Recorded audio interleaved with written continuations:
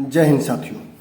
आज के इस वीडियो में हम क्लास 9 का गणित प्रश्नावली 1.2 हल करने जा रहे हैं। ठीक है, इसके पहले हमने 1.1 हल कर चुके हैं, जिसमें हम परिमेय संख्याओं के बारे में लगभग चीज़ों के बारे में जान चुके हैं।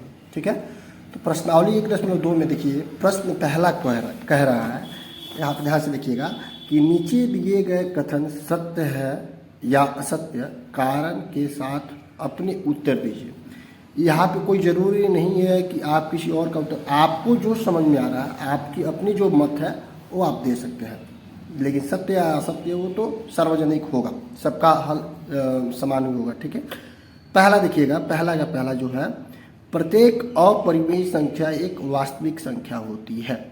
आपने ये पाठ पढ़ने से पहले आपने ये सभी जरूर पढ़ा होगा कि कौन सा परिमेय है, कौन सा अपरिमेय है, क्या वास्तविक है, क्या पूर्णांक है, सभी चीज़ों के बारे में आपने बहुत गहन अध्ययन किया होगा। ठीक है, तो उसमें आपने पढ़ा होगा कि वास्तविक संख्या किससे मिलकर बनी होती है, परिमेय और अपरिमेय संख्याओं के समूह को हम वास्तविक संख्या कहते हैं। अर्थात हम कह सकते हैं कि वास्तविक संख्या में अपरिमेय भी आता है और परिमेय भी आता है।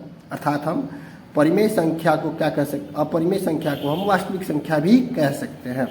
तो पहला का उत्तर क्या होगा, पहला का उत्तर हो जाएगा सत्य। क्या हो जाएगा, सत्य। क्यों? क्योंकि अपरिमेय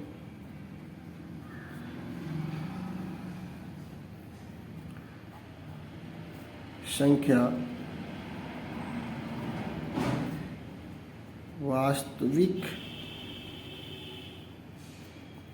वास्तविक संख्या का ही रूप है।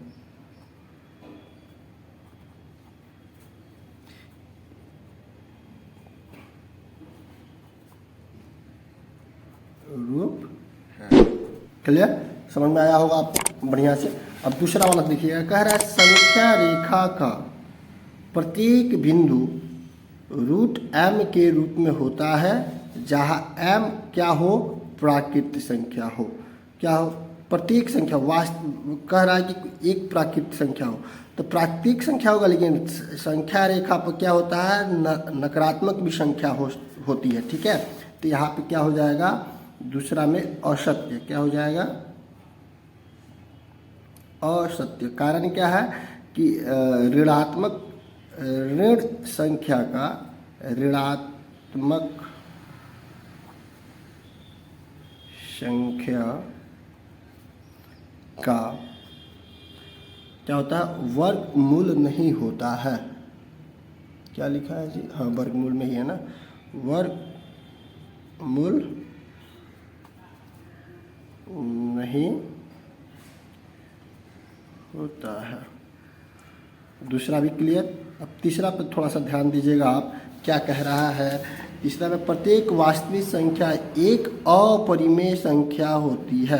कह रहा है यहाँ पे देखिए, इसी का जस्ट अपोजिट कर दिया है।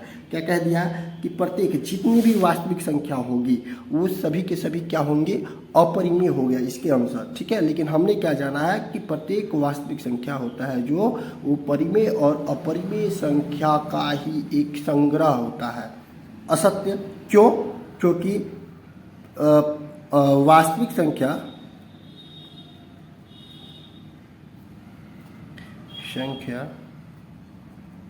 में परिमेय और अपरिमेय दोनों होता है।